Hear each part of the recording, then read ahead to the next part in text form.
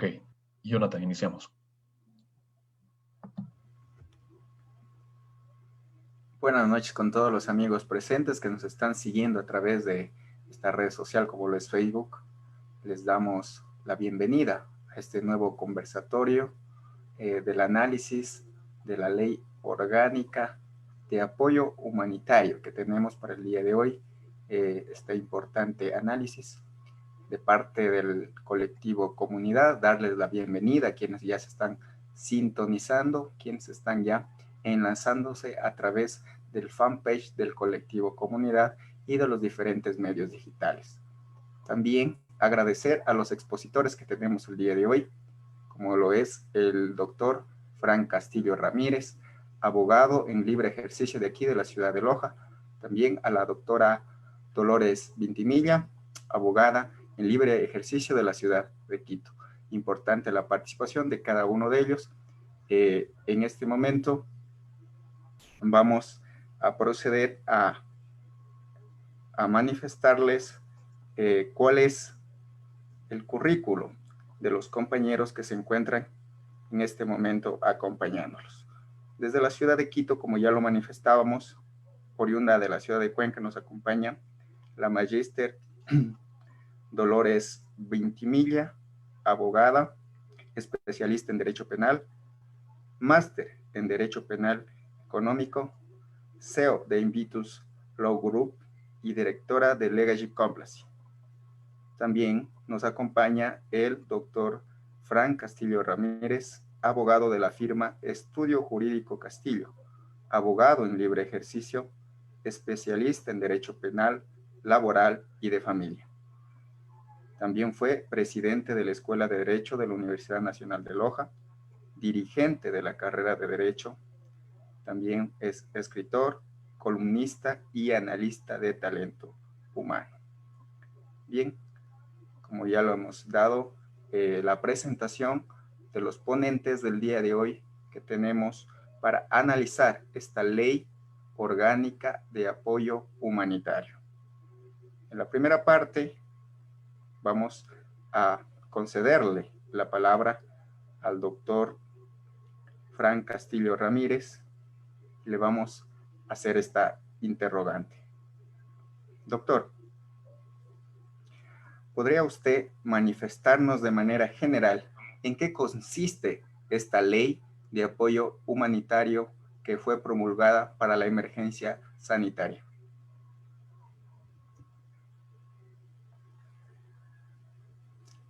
Encienda su micrófono, doctor.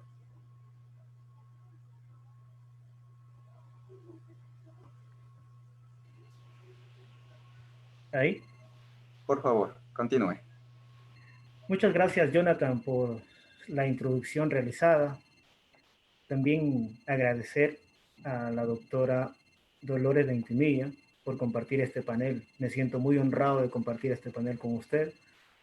También un saludo a todas las personas que nos escuchan por este medio telemático. Y así también como agradecer la iniciativa a Colectivo Comunidad, de quien también soy parte, de topar estos temas trascendentales que necesita conocer la ciudadanía y son temas que se los debe debatir y se los debe escuchar desde casa. No sin antes, el tema que nos han propuesto que debemos analizar el día de hoy es el análisis de la Ley Orgánica de Apoyo Humanitario para combatir la crisis sanitaria derivada del COVID-19. Pues bien, aquí lo que podríamos decir como antecedentes es que el COVID-19 todo el mundo ya conoce, que inició desde Wuhan en China y se abrió a todo el mundo este virus que llevó al confinamiento mundial. Es entonces que este antecedente llega a la presidencia de la República para poder decretar y proponer esta ley de la que vamos a analizar. Esta ley se maneja por tres ejes fundamentales. Primero, es ayudar a personas que se encuentren en mayor estado de vulnerabilidad. Para la pandemia causada por el COVID-19. El segundo eje es sostener las fuentes de empleo y las plazas de trabajo. El tercer eje vendría a ser prevenir los procesos de quiebra e incentivar acuerdos justos y satisfactorios entre deudores y acreedores. Estos serían los ejes y como toda ley tiene un objeto y un ámbito. El objeto de esta ley es establecer medidas de apoyo que permitan fomentar la reactivación económica y productiva del Ecuador, la reactivación de las economías familiares, empresariales, populares y solidarias, y también el mantenimiento de las condiciones de empleo.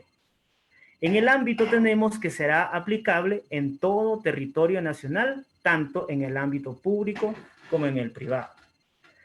Ahora más bien vamos a entrar a hacer un análisis de las 7 disposiciones que tiene la Ley de Apoyo Humanitario. Pues esta ley entró en vigencia de forma inmediata.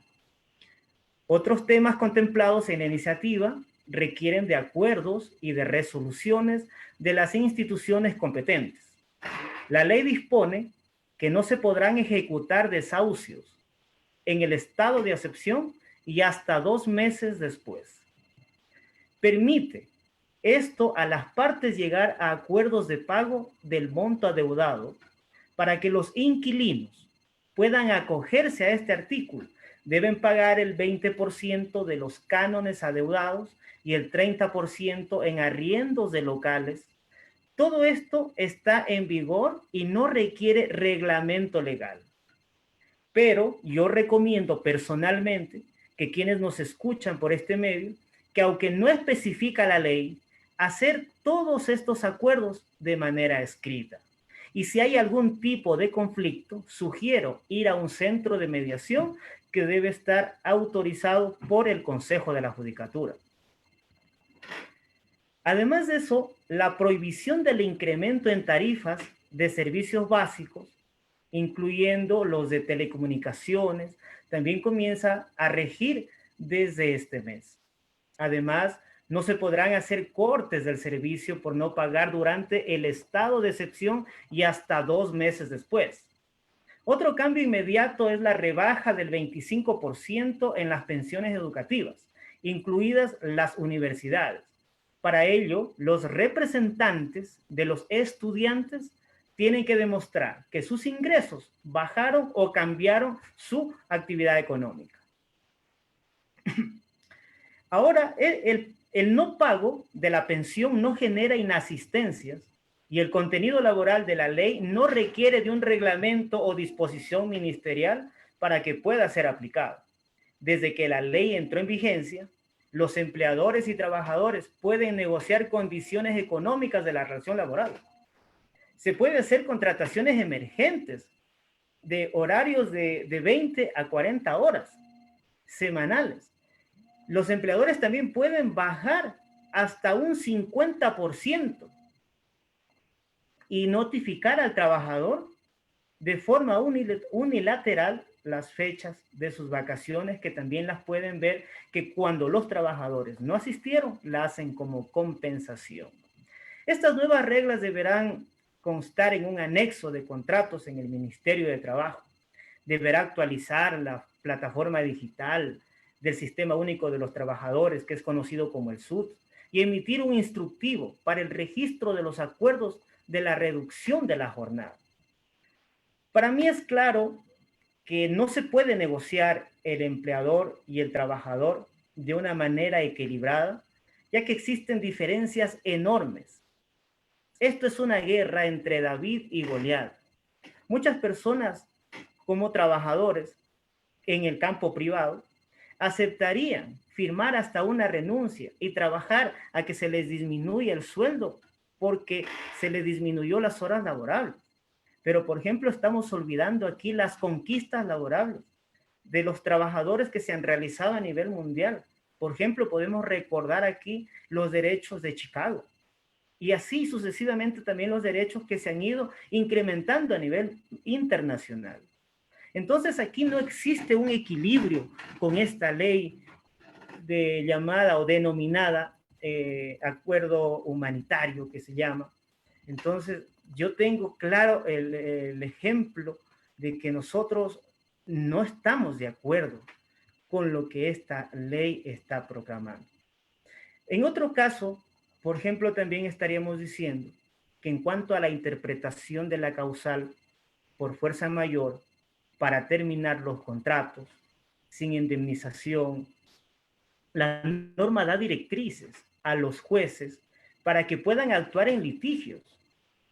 La determina que se podría usar una figura solo si se da el cierre total de la actividad de la empresa o la actividad económica del empleador. En otros temas, las entidades se adelantaron a la norma y emitieron, por ejemplo, ya resoluciones con beneficios para los usuarios. Uno de ellos es la suspensión del cobro de multas e intereses, por ejemplo, en la matriculación vehicular, en la revisión técnica, generados en el estado de excepción. Las autoridades de tránsito a nivel nacional, por ejemplo, aplicaron esta medida a mediados del mes de marzo, para ser exacto. Con este nuevo marco legal, esta institución dijo que la suspensión mantendrá por el plazo fijado y por otro lado, otra entidad que se adelantó también fue la Junta de Regulación Monetaria y Financiera. Al aprobar el beneficio de diferimiento de cuotas o crédito. Los bancos también aplicaron estos beneficios desde marzo.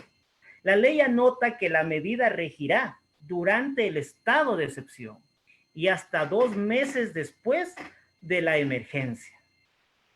Aquí vamos a tener un ejemplo claro que me gustaría explicarlo para que tengamos un poquito más de conocimiento con respecto a la aplicación de esta ley. La Agencia Nacional de Control y Regulación de Electricidad, ARCONEL, publicó el 17 de junio nuevas tarifas de energía y se adelantó a la revisión que propone la norma. Pero esta entidad deberá emitir una nueva resolución para la rebaja del 10% en el costo de los consumos de luz eléctrica de los meses, que dice clarito, marzo, abril, mayo y junio del 2020, para los hogares de bajos ingresos que señala la ley. Aquí existe un nudo crítico donde voy a hacer una reflexión y un ejemplo que espero que cada uno de las personas que nos escuchan por este medio telemático lo comprenda.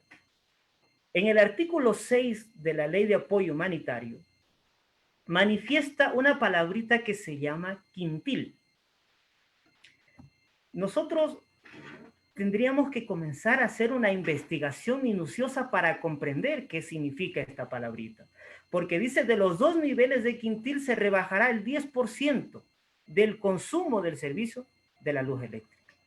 Entonces, quintil significa, eso es una medida estadística que divide en 5 grupos a la población a escala o a estatus social y económico. Cada quintil equivale a un 20%, que si multiplicamos los 5 quintiles por el 20%, tenemos un equivalente del 100%.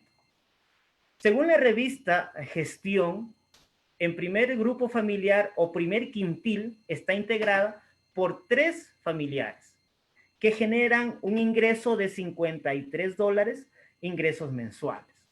Aquí vamos a hacer una operación matemática y sencilla. En el Ecuador somos aproximadamente 17,5 millones de personas. Si dividimos esta cantidad para 5 quintiles, tenemos un resultado de 3,5 millones de habitantes, que es un equivalente a un 20% de un quintil. Como dice la norma, que tenemos que tener 2 niveles, tendríamos que multiplicar a estos 3,5 millones por 2, que tendríamos un equivalente de 7 millones, dividido para las 3 personas que forman el núcleo familiar, tendríamos un aproximado de 2 millones de familias.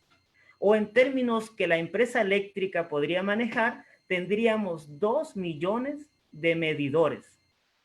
A estos 2 millones de medidores se les rebajaría la tarifa en un 10%. Pero debemos comprender una fracción matemática que realiza ARCONEL para cobrar los meses de marzo, abril, mayo y junio. Tomaría como base un proporcional del consumo de los 6 meses anteriores, es decir, desde octubre del 2019. Pero aquí hay un punto de quiebre, que el consumo en diciembre es equivalente porque todas las familias ponen en sus casas luces, un arbolito de Navidad, hay movimiento social, que las cenas, y por lo tanto, el consumo del servicio de la luz eléctrica en el mes de diciembre, la planilla es mucho más elevada en relación a los otros meses. Este proporcional es el pago que vamos a realizar estos meses que estuvimos en confinamiento.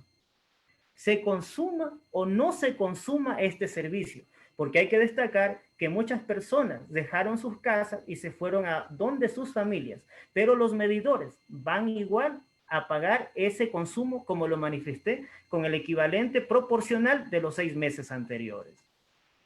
Entonces, esta ley fue publicada el 22 de junio del 2020 en el registro oficial, lo que significa que los meses de marzo, abril y mayo ya están cancelados.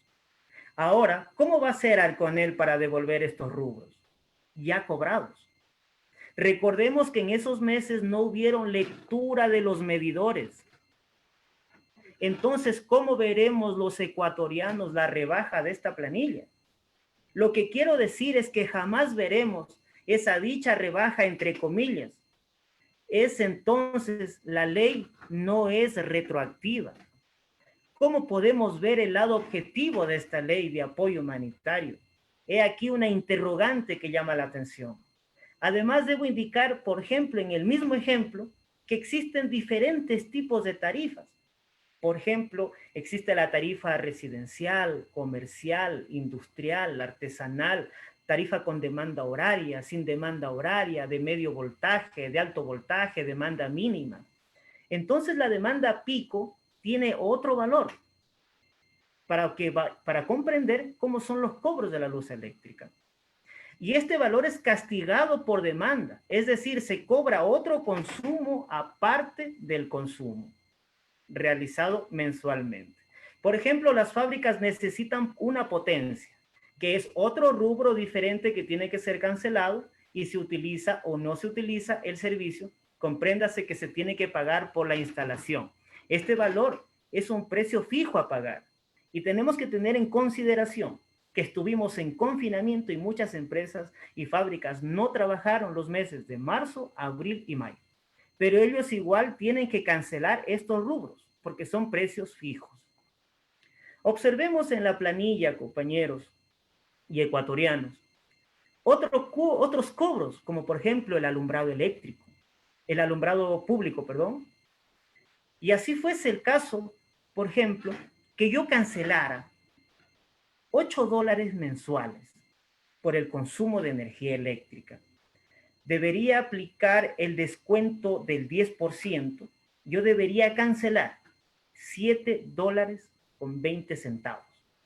Pero no es así. Ahora bien, si una persona quiere hacer un reclamo, contratar a un abogado para hacer valer el derecho del descuento de estos 20 centavos, le va a salir mucho más caro, porque se quedaría este descuento de 20 centavos, con el ejemplo de los $8, se quedaría en la impunidad. Y ahora multiplique estos 20 centavos por los 2 millones de medidores que se consumaron, estamos hablando de $400,000. Es entonces que yo me pregunto, ¿dónde está el incentivo de la reactivación productiva que dice la ley? ¿Dónde están los beneficios de esta ley? Aquí se violan derechos y principios constitucionales.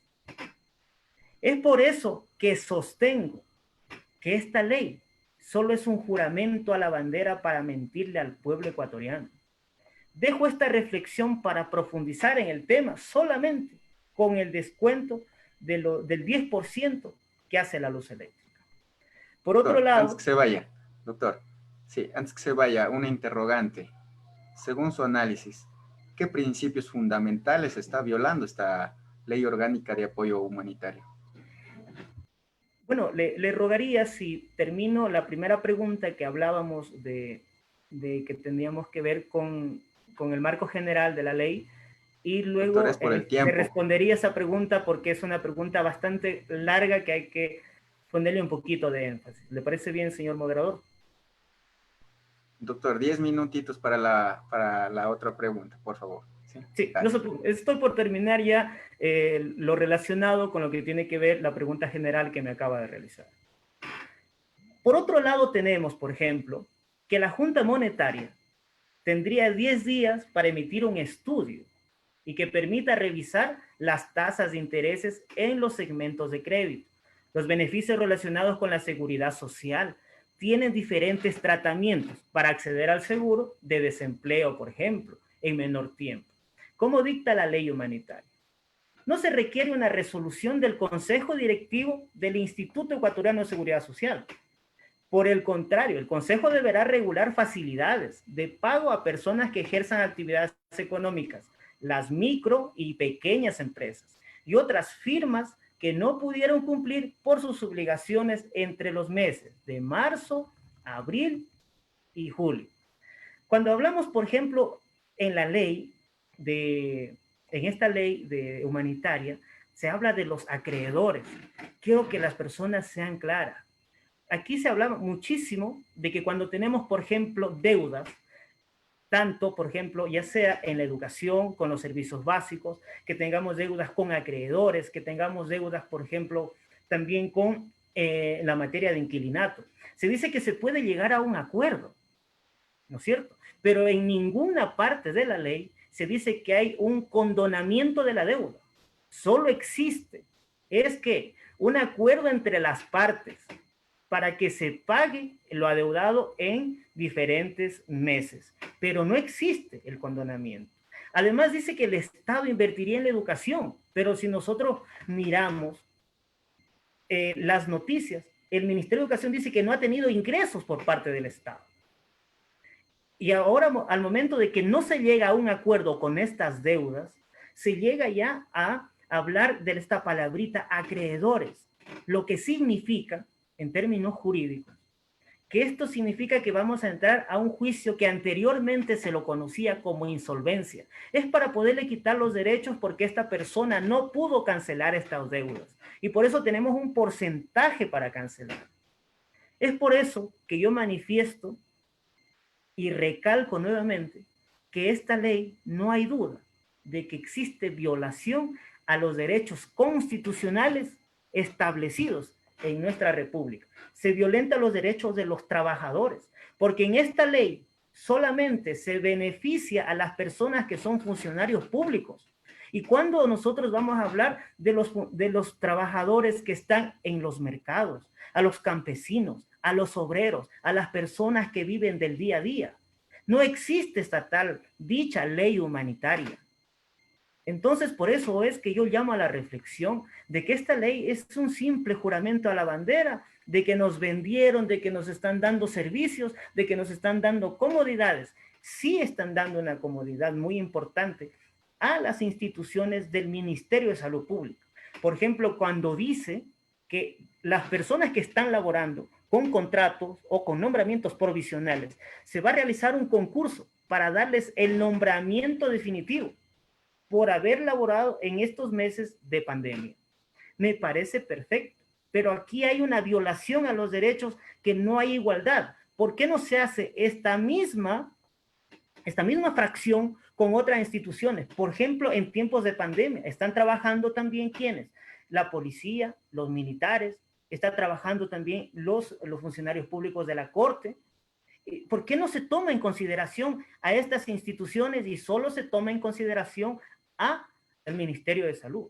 Y también se toma en consideración ya en las transitorias, cuando dice que los devengantes de beca que están, por ejemplo, estudiándose un posgrado, cancelándose ellos mismos, que se los va a hacer un contrato y se les va a pagar como los médicos que necesitan. Esos son incentivos, sí, pero para los funcionarios públicos. Entonces, ¿dónde está la ley humanitaria? Aquí vemos claramente una violación a los derechos de las personas. Esto es lo que puedo manifestar respondiendo a la primera pregunta. Y por eso es que yo manifiesto que existe una violación a los principios también. Hasta aquí puedo responder la primera pregunta. Gracias, doctor. Le dejamos para darle paso acá a la doctora también para que nos comparta un poco también de lo que ella ha preparado para la ponencia del día de hoy y continuamos con usted, doctor. ¿Le parece? Doctora Dolores, buenas noches, bienvenida aquí. Gracias primeramente por la invitación, por estar aquí acompañándonos. La doctora es magíster en Derecho Económico Penal, nos manifestaba. Entonces, agradecerle por esa predisposición de estar aquí con nosotros. Doctora, la pregunta fundamental que tenemos para usted es, en base a sus conocimientos, ¿cómo se desarrolla esta ley orgánica de apoyo humanitario para el sector laboral, doctora? Bueno, muchas gracias, buenas noches, gracias por la invitación. Para mí es un honor estar aquí en esta transmisión en vivo por el colectivo Comunidad. Y bueno, un honor también compartir el panel con el doctor Frank Castillo. Sí, en realidad, al hablar del contexto de la Ley Orgánica de Apoyo Humanitario, lo que llama la atención es el tema laboral. ¿Y por qué digo llama la atención? Porque al momento en que hemos estado frente a este confinamiento, a esta crisis sanitaria, ha devenido una crisis económica también. Y esa crisis económica ha afectado también lo que son las fuentes de empleo, y no solo las fuentes de empleo, sino encontramos que hasta la fecha muchas empresas han caído en quiebra, han tenido que cerrar las puertas y por eso han dejado sin trabajo a varias personas que han sido el sustento de su familia. Al principio de esta pandemia, cuando empezaron a existir la crisis económica, muchas empresas se valían de lo que determinaba el artículo 169, numeral 6 del Código de Trabajo, que establece que como terminación unilateral del contrato individual se puede determinar por caso fortuito, fuerza mayor que imposibilite el trabajo, como incendio, terremoto, tempestad, explosión, plagas de campo, guerra y en general, esto es muy importante, cualquier otro acontecimiento extraordinario que los contratantes no pudieron prever o que previsto no lo pudieron evitar. En este caso, yo considero que efectivamente el tema de la pandemia se encaja perfectamente en lo que es un caso fortuito o caso de fuerza mayor. Y de igual manera, un caso que el empleador no podía prever. Sin embargo, lamentablemente vivimos en el país de los vivos y muchas empresas aprovecharon esta situación, aprovecharon este artículo para despedir a sus empleados sin pagar la indemnización correspondiente a lo que es el despido intempestivo. ¿Y qué era lo peor? Que despedían a los funcionarios o a los empleados de mayor antigüedad, porque recordemos que el despido intempestivo se realiza el cálculo en razón a los años o al tiempo de estabilidad laboral. En este caso, claro, varias empresas empezaron a despedir a sus empleados, y existía una crisis. Por eso, la Asamblea se vio en la necesidad de establecer lo que es la interpretación de lo que determina el artículo 169, numeral 6. Efectivamente, no podemos desvirtuar lo que establece la ley, la terminación unilateral del contrato individual, pero ha determinado que esta causal se podrá aplicar únicamente cuando exista el cierre permanente y el cese de actividades de manera permanente para la empresa. En este caso conlleva, por ende, el despido o el cese de funciones de todos los trabajadores, del 100% de trabajadores de la empresa. Por algo, bueno, esta tiene que cerrar, entonces resulta un poco ilógico que tenga personal trabajando. En este caso, cuando varias personas que han sido despedidas, y digo despedidas porque muchas empresas, y sin causar polémica, pero es un caso que se escuchó bastante a nivel nacional, pero es el tema de Confiteca, que era una empresa grande que funciona a nivel nacional, que todavía está vigente, que todavía está en funcionamiento. Bueno, prescindió del trabajo de 200 empleados, dándoles una remuneración de $150, $300 a personas que habían trabajado más de 10 años en dicha empresa. Entonces, el legislador se vio en la necesidad de decirle un pare a estas empresas privadas que estaban prostituyendo el artículo 169, numeral 6. En ese sentido, hoy por hoy, el empleo, hay algo que también estamos muy confundidos los ciudadanos, puesto que le hemos escuchado en cadenas nacionales hablar al presidente que se prohíben los despidos. Eso no es real. El empleador está en la facultad de prescindir de los servicios del trabajador, pero siempre y cuando le indemnice por el despido intempestivo como corresponde a la ley. Con o sin pandemia, un empleador tiene la facultad de despedir al trabajador. Y ese, en lo que queda en discusión, es el pago de la remuneración del despido intempestivo. Ahora, vemos que esta ley lo que trata en el ámbito laboral, y ahí sí concuerdo mucho con el doctor Frank Castillo, en el sentido de que no existe una igualdad de condiciones en el tema de los trabajadores y de los empleadores.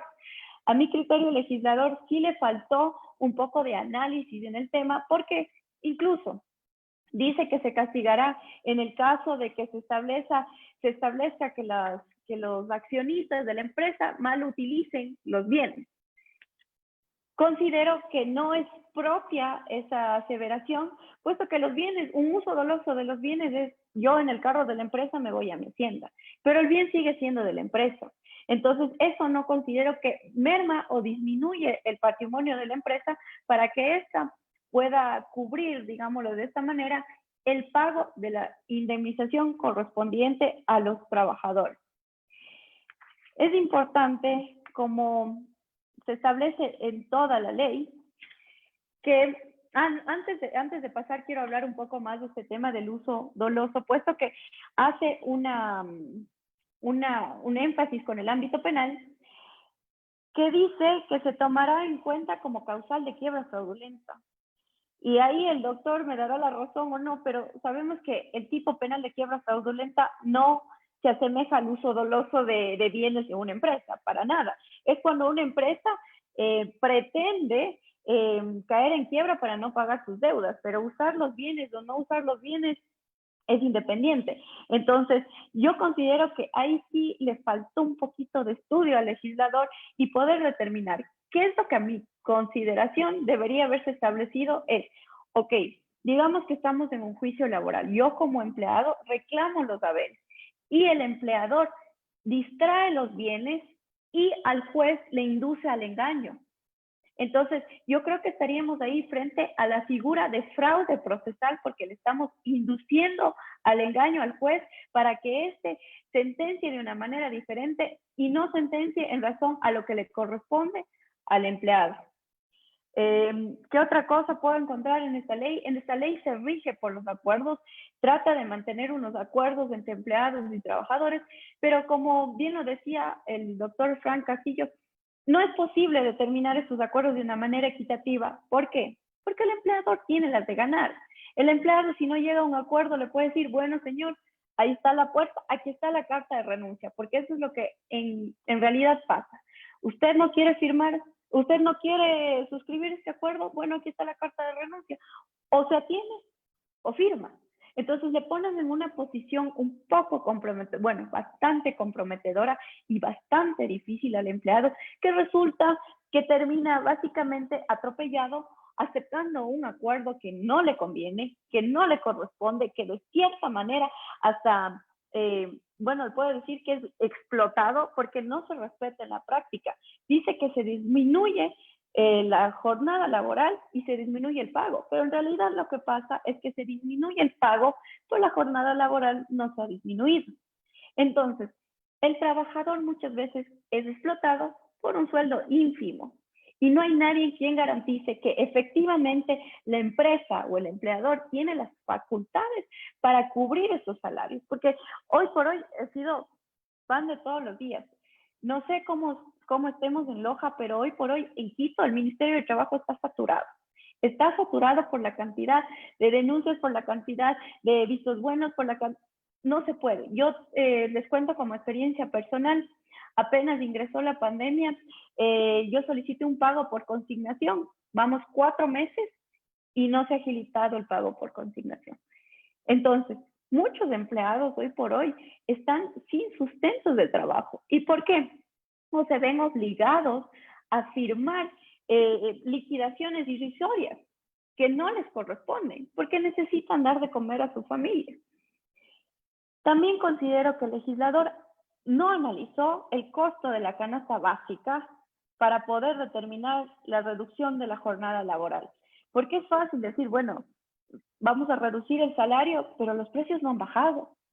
¿Cómo pretenden que una persona que gana la mitad de lo que ganaba antes, las escuelas y colegios han reducido la tarifa un 10%, los sueldos 49%?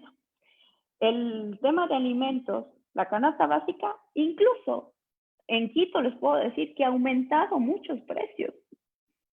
Entonces, es un poco, no concuerda el tema con lo que establece en la Constitución de que el Ecuador es un Estado que garantizará salud, vivienda, educación, y tenemos una ley contradictoria. ¿Cómo accedemos a la salud si no tenemos, las clínicas privadas son costosas y los hospitales públicos están saturados? ¿Cómo accedemos a la salud cuando los trabajadores ganan ínfimas cuantías de dinero para lo cual trabajan? Otra cosa que establece la ley, que dice que se llegará a un acuerdo y que el empleador tendrá que demostrar los estados financieros a los trabajadores. Eso no sucede, eso no sucede. Y no sucede porque tenemos también algo que se llama sigilo bancario, que si no es potestad del empleador entregar, el trabajador jamás podrá acceder a esa información, porque esa información no es libre. Entonces, ¿qué le queda al empleado? Creer lo que el empleador me dice, creer que el papelito que me enseña es cierto o no es cierto. Y creo que eso tampoco hace la diferencia, porque por más que una empresa le enseñe el estado de cuenta y por más que determine que supuestamente esté en quiebra, puede someterse a los acuerdos o no, o por más que le determine que en realidad tiene ingresos significantes. Otra cosa señala que si es que la mayoría de los trabajadores se ponen de acuerdo, bueno, será para todos los trabajadores, para el 100%. Entonces es un poco contradictorio hablar de acuerdos cuando existe una exigencia. Ahí la balanza tampoco está muy bien determinada por ese lado. Lo que sí puedo considerar que es un poco beneficioso para los trabajadores es que la ley establece que en el caso de despido se tomará en cuenta la remuneración anterior a la del acuerdo. Es decir, si llegamos a un acuerdo y se le rebaja la jornada de trabajo al empleado y ese es despedido, para la indemnización de despido intempestivo no se tomará en cuenta el salario actual, sino el salario que él percibía posterior a el acuerdo. Eso puedo considerar que es un poco beneficioso. El tema de los contratos emergentes, que también ya lo dijo el doctor Frank Castillo, no le veo tampoco un tema de salvación en estos casos, más bien le veo bastante inestabilidad laboral a las personas que se sujetan al tema de contrato especial emergente. Lo que sí establece que se celebrará un plazo máximo de 2 años, posiblemente en esos plazos de 2 años, sí se determina una estabilidad de cierta manera, pero considerando que será renovado por una sola ocasión este contrato especial emergente. Yo creo que hemos hablado Muchas gracias, doctora. en honor al tiempo. Sí, por el honor al tiempo mismo. Bien, continuando, le agradecemos la participación a la doctora.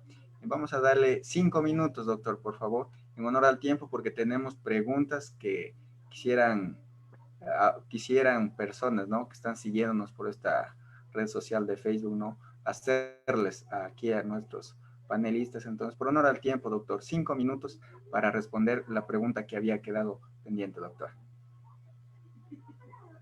Encienda el micrófono, doctor. Sí, síganos. El micrófono no está habilitado, doctor. Ya, ahí. Siga, continúe de nuevo. Bueno, es una limitante que me pone con los 5 minutos, ya que eso tampoco consta en la ley de apoyo humanitario, ¿no? Bien, voy a explicar la parte de los principios que me había hecho la pregunta anteriormente. Primeramente debemos comprender lo siguiente. ¿Qué significa apoyo humanitario? Es una forma de solidaridad o cooperación que generalmente es destinada a las poblaciones vulnerables o a los que han sufrido una crisis humanitaria, como provocado ya sea por un fenómeno natural, sismos, tsunamis, etcétera, una guerra o esta misma pandemia denominada COVID-19. Aquí, en esta ley, yo estoy bien claro de que se violentaron principios muy importantes. El primer principio es el de progresividad y no regresividad en el presupuesto general del Estado. Me permito explicar esta parte. El Estado ecuatoriano ha ratificado algunos instrumentos internacionales, derechos económicos, sociales, culturales, que establecen obligaciones claras para la administración pública en la asignación del gasto social y en los niveles de endeudamiento público.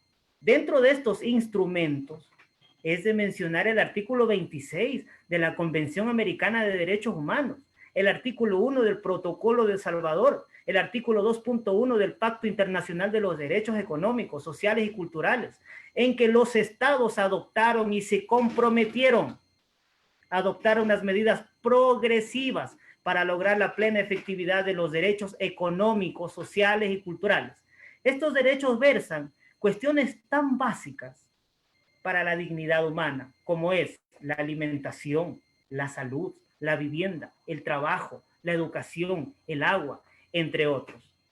Es obvio que la concreción material de los derechos de segunda generación tiene su parte visible a nivel presupuestario.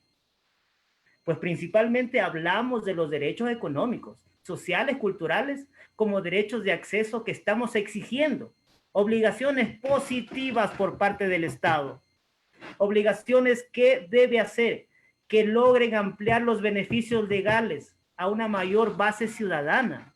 Es decir, si hablamos del derecho a la salud desde su dimensión colectiva, es lógico suponer que estamos demandando del Estado una extensión de la atención primaria básica, es decir, una mayor cobertura en la atención de emergencia a todos los ciudadanos que habitan en el Ecuador, sean estos nacionales o extranjeros. En la práctica, esto significa que el Estado debería contar con una mayor cantidad de recursos para la construcción de hospitales públicos o para una mayor dotación técnica de las salas de emergencia. Consecuentemente, debería asignarse una mayor cantidad de recursos en la plataforma presupuestaria en lo que corresponde al rubro en salud. Estas obligaciones internacionales adquiridas por el Ecuador por la suscripción y ratificación de los pactos y tratados antes mencionados, supone una ejecución de acciones positivas tendientes a aumentar año a año las asignaciones presupuestarias correspondientes al gasto social de acuerdo a los recursos disponibles. Implícitamente, la regresividad implica la no regresividad en las asignaciones presupuestarias correspondientes al gasto social, es decir, los estados en parte no pueden aumentar las asignaciones correspondientes al gasto social, debido a que tienen los recursos necesarios para hacerlo, pero al menos están obligados a no disminuir las asignaciones presupuestarias en relación a los ejercicios fiscales anteriores. El mecanismo que rige como esta especie es un candado de los niveles del gasto social que han venido asignado a los ejercicios fiscales anteriores. Entonces aquí es cierto que las cláusulas de progresividad y no regresividad operan como normas programáticas para los estados y por lo tanto hay una lesión directa de los derechos fundamentales de los ciudadanos de manera indirecta, si es posible, y el Estado está violentando masivamente los derechos fundamentales de los individuos en el ámbito presupuestario. Cuando el Estado viola la cláusula de no regresividad, no se produce un daño a un derecho fundamental, sino a la violación de una norma programática de la obligatoria observación para la administración estatal. Si el incumplimiento por parte del Estado de obligatoria de esta causa de un rebote de epidemias, porque recortan las asignaciones para el control de las enfermedades, y de la pandemia que estamos atravesando en este momento, el Estado está lesionando indirectamente el derecho a la salud de un grupo determinado o indeterminado. A mi criterio, especialmente dentro del sistema interamericano de protección de los derechos humanos, de que el Ecuador forma parte, el Estado podría ser demandado por responsabilidades indirectas derivadas de la violación de las cláusulas de progresividad y no regresividad. Sin embargo, hay que señalar que el caso mencionado, la demanda en contra del Estado tendría que ser canalizado a través de un derecho civil, como en el caso del derecho a la salud, del derecho a la vida, ya que ahora la Corte Interamericana de los Derechos Humanos está muy limitada para el conocimiento de las demandas por violaciones a los derechos económicos, sociales y culturales. Por lo tanto, lo que prima es aquí la salud y el derecho a la vida. Es entonces aquí que esta ley de apoyo humanitario está violando los principios de progresividad y no regresividad. Por lo dicho, las normas expresas en esta ley humanitaria se convierte en un simple juramento a la bandera, ya que no es visible el apoyo humanitario que nos pintan en esta ley. Sé que estas frases vertidas en este momento me pueden traer algunas consecuencias, pero no nos podemos quedar callados como ciudadanos. Espero que este conversatorio llegue a cada uno de los ecuatorianos, a la resistencia en nuestra misión. Todos los hombres nacen y permanecen libres, con los mismos derechos. El principio de todo gobierno reside en la propia nación. Ningún grupo, ningún individuo puede ejercer autoridad que no emane exclusivamente del pueblo. Esa es la intervención y lo que yo hablo y verso es de lo que se está violentando y se le está mintiendo a la ciudadanía con esta ley de apoyo humanitario, que de humanitario no tiene nada, porque aquí se habla más de deshumanización que directamente de un apoyo humanitario. Muchísimas gracias por haberme escuchado estas frases que he vertido en esta noche. Muchas gracias, Frank, muy amable. Sí, vamos a, por honor al tiempo, vamos a pasar a unas preguntitas que nos están haciendo los amigos que nos están escuchando a través de Facebook Live y los diferentes medios de comunicación, como son redes sociales, ¿no?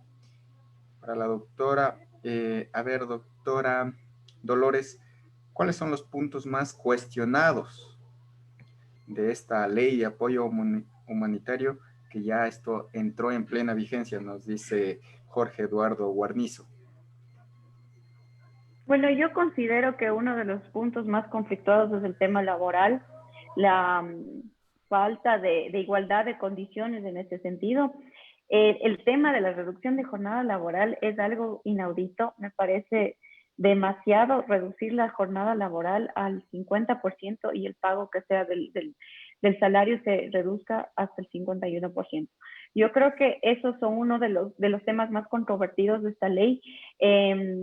No se ha analizado, yo creo que toda la ley no se ha analizado y como bien dijo el doctor que me precedió en la palabra, hay que decir las cosas como son. Yo considero que a la Asamblea Nacional le falta mucha gente que conozca de leyes, porque recordemos que son legisladores.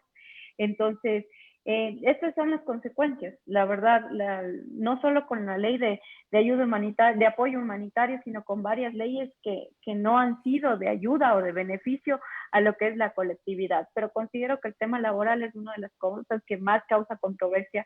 El tema del arrendamiento también no es claro, no se determina, es súper complicado determinar que una persona podrá estar en el lugar de arriendo pagando únicamente el 20%, si es que esa persona, se establece la ley que si es que esto no se aplicará si es que tiene otros sustentos, pero están cortando el sueldo a la mitad, entonces mucha gente se puede respaldar en el arriendo. Entonces, básicamente sería de sentarnos otra hora para analizar todos los temas controversiales, pero considero que el tema laboral es uno de los más controversiales de esta ley. Sí, bien, gracias por la intervención a la doctora. Frank, aquí nos dice uno de nuestros amigos, don Wilson Faicán, la prohibición del incremento en tarifas de servicios básicos ha ayudado a mejorar o a subsanar la economía en nuestro país? Perdón, hubo un ruido que no logré escuchar la pregunta. Si me la repite, por favor. Vuelvo a repetir, la prohibición del incremento en las tarifas de servicios básicos ha ayudado de alguna manera a subsanar la economía en nuestro país. La prohibición de subir las tarifas. Bueno, como lo había explicado anteriormente con estos principios con el principio de progresividad, cuando estamos en un estado de emergencia, el Estado no puede subir estas tarifas de los servicios básicos. Eso es inconstitucional. No es que ha beneficiado a la economía, no es que ha beneficiado. Es un deber del Estado que tenía que hacer eso. Pero aquí el deber del Estado primordial es garantizar los derechos de los ciudadanos. Por ejemplo, aquí tendría que haber condonaciones directas por parte del Estado para las personas que, por ejemplo, no tienen un sueldo fijo porque tienen que salir a las calles a ganarse el día a día. Y asimismo, con ese mismo sueldo tienen que pagar estas tarifas o estos servicios. No nos olvidemos que los servicios como la luz, el agua potable, no son gratis. Esos servicios cuestan y jamás en ninguna parte de la ley nos ha dicho que nos van a condonar. Ah, no, sí, nos van a dar un plazo, pero hay que cancelarlo. Esto es igual como lo manifestó la doctora con lo que tiene que ver con los arriendos. O sea, no dice condonación en ninguna parte. Tiene que cancelar, pero se le dará un plazo para que cancele. En caso de que no se cancele, se va a iniciar un proceso para llegar a un acuerdo de pago. En caso de no llegar al acuerdo de pago, se va a empezar un juicio de acreedores. ¿Qué significa? En palabras populares, anteriormente se conocía como juicio de insolvencia. Entonces, no ha mejorado la economía. Era un deber del Estado hacer eso de que no subran los servicios básicos. Muchas gracias, Frank. Sí, continuando, vamos a absolver otra preguntita más que nos acaba de llegar acá. Dice, para la doctora Dolores, la posibilidad de negociación de los empleadores y trabajadores en cuanto a la relación laboral se van a ejecutar y cómo se va a controlar que se efectúe esto realmente, nos dice Paulo. Gracias por la pregunta. Quisiera hacer una acotación a lo que dijo el doctor Frank Castillo, porque es verdad, en el tema de la economía, y quiero hablar esto también no solo en el tema de servicios básicos, sino en el tema bancario, porque mucha gente se confió que supuestamente las tarjetas de crédito daban 3 meses de gracia y se acaba la pandemia y te despiertas y te das cuenta que esos 3 meses se acumularon y ya no debes $300, sino debes 900. Entre esas cosas también en la realidad no se encuentran plasmadas en un documento o en la ley. Más bien creo que es una atadura a los ecuatorianos. Bueno, que tenía que decirlo. En relación a esta pregunta, supuestamente tiene que estar en vigilancia el Ministerio de Trabajo para que se cumplan estos acuerdos. Y de hecho así lo determina. Pero como yo le había manifestado en la ponencia anterior, el Ministerio de Trabajo hoy por hoy está colapsado. Entonces, yo considero que en la práctica es imposible que exista un control, ya que ni siquiera despachan los trámites pendientes de 4 meses atrás. Ni siquiera se pueden registrar los nuevos acuerdos y mucho menos hacer vedurías de que se cumplan los acuerdos en las empresas. Claro que sí. Importante información. Sí, definitivamente el tema laboral es bastante crítico en nuestro país. Se han valido mucho las empresas para las compañías, para poder despedir gente. Creo que era el momento oportuno. Estuvieron esperando que llegue esta revolución de la pandemia para hacerlo y están aprovechándose mucho de esta incidencia, ¿no?, de la pandemia. Aquí tenemos otra pregunta de Jorge Eduardo. Dice, ¿cómo se entiende la reducción de la jornada laboral y de los salarios? Eso para cualquiera que quiera intervenir. La doctorita habló de ese tema. Gracias. Dice que la jornada laboral, y a mí me gusta hablar con ley en mano, estamos hablando de que la jornada laboral se puede reducir hasta un máximo del 50%, deviniendo la remuneración del trabajador no ser menor al 55% de la fijada. Es decir, cuando antes se trabajaba 8 horas, ahora se trabaja 4 horas y el sueldo, bueno, no te paga la mitad, sino un 5% adicional. Y en teoría no deberían trabajar más de las horas que se determinan. O sea, si es que le reducen la jornada laboral a 4 horas, les pagan 4 horas y eso es lo que se tiene que trabajar.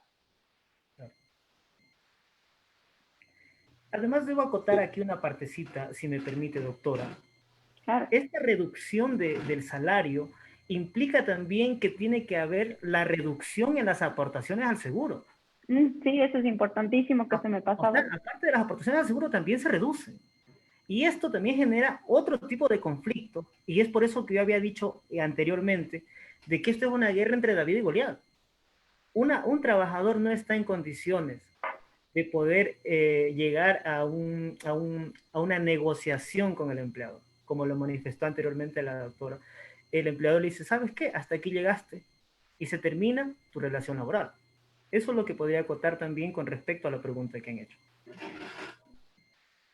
Sí, con respecto a lo que nos manifiesta aquí otro amigo que nos acaba de escribir, nos dice, por ejemplo, en el caso de los despidos masivos que ha habido en el diario La Hora, aquí en la ciudad de Loja, ellos se ampararon en el artículo 169, numeral 6 del Código de Trabajo, estableciendo que por calamidad, por fuerza mayor, se puede despedir, ¿no?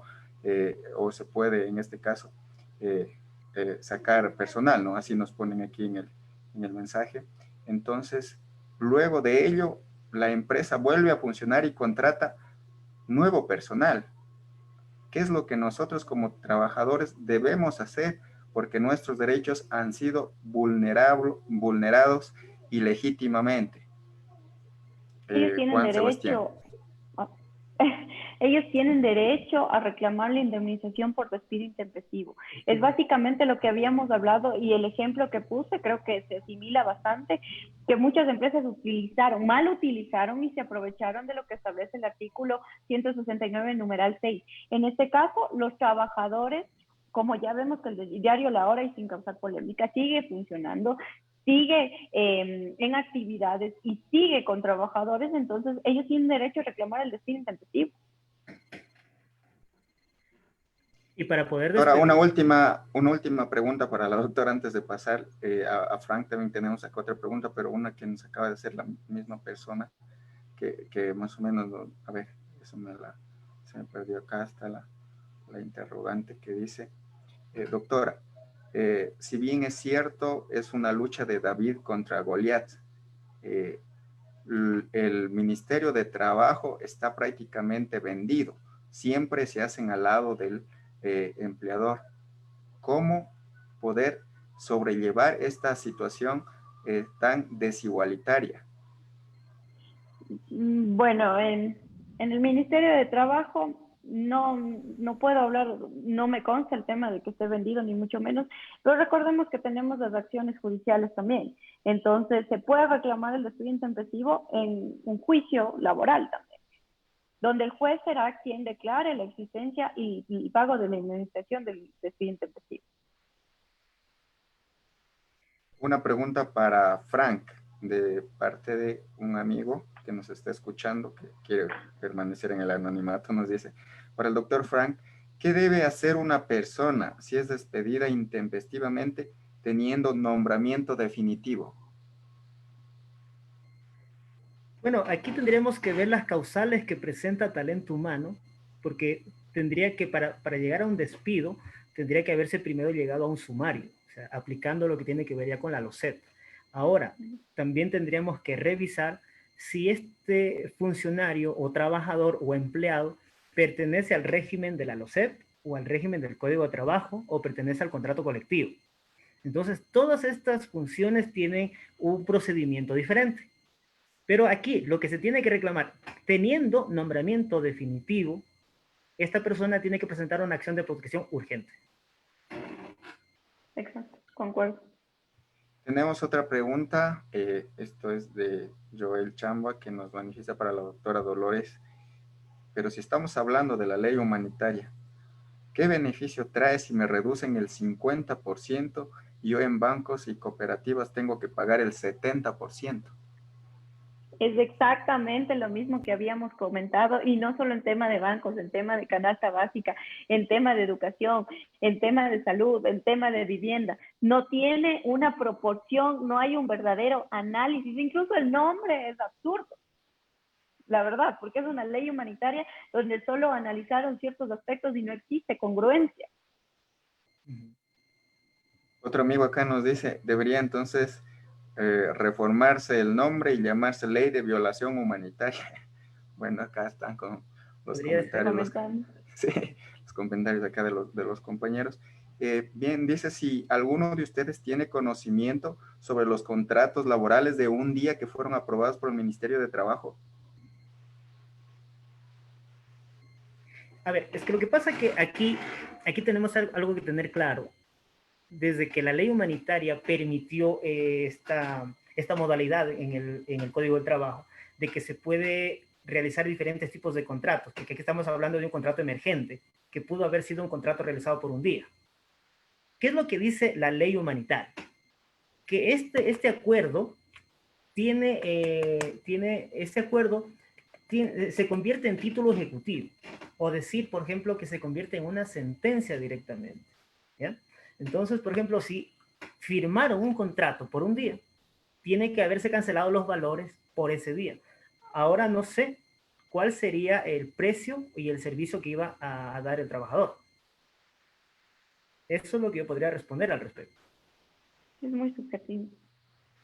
Sí. Bien, Una para terminar... que me gustaría sí. acotar antes de que me olvide. Por ejemplo, mira que estaba revisando las transitorias, y es muy importante que para los compañeros que trabajan en el Ministerio de Salud Pública, revisen y las lean todos a las disposiciones transitorias, a la 8ª y a la 9ª, que es muy importante, así también como al artículo el artículo 25 de la ley, donde está hablando de que se les va a dar a ellos los nombramientos definitivos por medio de un concurso de méritos y oposición por haber laborado en estos tiempos de pandemia, ya sea con contrato o con nombramiento provisional. Esto es una buena noticia para las personas que trabajan y están en sitio, en territorio, luchando contra esta pandemia que nos tiene en confinamiento a todos. Eso es una acotamiento. Y aparte de eso, mira, la ley humanitaria, que antes que me olvide, justamente en la transitoria número 10ª, hace algo importante. Elimina el requisito de apostilla para la inscripción de registro de defunciones de las personas ecuatorianas que han fallecido en el exterior. Esa parte es humanitario porque ya no nos cobran la apostilla para poderlo ingresar al cadáver acá en nuestro país. Mira, que es muy interesante conocerla. Incluso yo pienso y creo muy conveniente de que deberíamos hacer, y al colectivo le hago la propuesta, de que hagamos por cada capítulo, hacer un día de ponencia. Porque tenemos, o sea, es una ley bastante pequeña, pero que engloba y abarca mucho en derecho, que nos da mucho que decir. Es verdad. Bastante importante doctor, su aportación. Bien, vamos a cerrar con una última pregunta que nos hace acá una compañera de la Fundación Colectivo de Jóvenes Profesionales de Loja. Sí, ella hace la siguiente pregunta para la doctora Dolores. Doctora, con respecto a una situación que tuve que padecer yo, un familiar trabajaba en una empresa X, dice, no quiero dar el nombre, trabajaba en una empresa X, se le obligó a laborar en tiempo de confinamiento. Producto de ello, tuvo consecuencias graves con su salud debido al COVID-19. Ahora la empresa no quiere indemnizar. ¿Es obligación de ellos indemnizarnos por la muerte de mi familiar? Sí, claro que sí, existe responsabilidad, y para eso la empresa tiene la obligación de afiliar a todos sus empleadores o empleados al Instituto Ecuatoriano de Seguridad Social, y allí también se establece un departamento que se llama riesgos de trabajo, que debería cubrir el caso de enfermedades laborales, y en este caso es una enfermedad laboral. Sí, tiene todo el derecho de pedir una indemnización. Muchas gracias, doctora. Bien, esta ha sido la participación del doctor Frank Castillo, de la doctora Dolores Ventimilla. Agradecerles a los doctores por sus importantes acotaciones a este análisis. Como bien ya lo decía el doctor, es una ley bastante minúscula, pero que abarca muchas cosas. Entonces, el tiempo se nos ha ido volando. Tenemos muchas cosas, todavía hay mucha tela por cortar. Esta ley en realidad ha traído mucha controversia. Hay ciertas cosas que en verdad aún están oscuras dentro de esa ley, que no hemos logrado descifrar el por qué el legislador las puso ahí, ¿no? Entonces, en virtud de ello, pues sí sería importante, ¿no? Tener otro conversatorio, ya quedará análisis del colectivo comunidad, si se puede realizar un posterior análisis de esta ley orgánica de apoyo humanitario que ya tuvimos un incidente de que un amigo que nos estuvo escuchando ya la rebautizó prácticamente a esta ley, escuchándonos, escuchando las ponencias acá de los compañeros. Bien, en la parte final, agradecerles a todos aquellos que estuvieron siguiéndonos a través de Facebook Live, a través de los diferentes medios digitales, agradecer al colectivo comunidad, un abrazo fraterno a los compañeros, agradecer a la Fundación Colectivo de Jóvenes Profesionales, a la quien me debo como presidente, como fundador. Y bien, en la parte final, pues agradecerles también nuevamente a los panelistas y esperemos estar con ustedes en una próxima oportunidad. Buenas noches y muchas gracias. Gracias a ustedes. Un saludo a todos.